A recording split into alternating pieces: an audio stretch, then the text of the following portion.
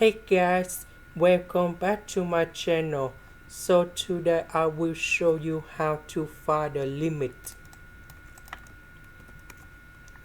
So this one that is about identities. So we put about s minus 2 to the power of 2. Next we have the formula in here.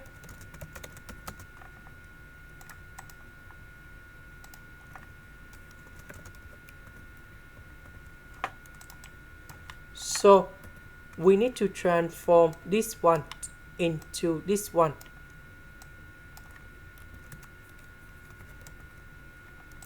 So because s approach to number 2 on the right, so on the right of this one, that is about positive because number 2 in here should be bigger than number 2 in here. So when we cancel the absolute value, that should be about the positive number. So in this one, that is about s minus number 2.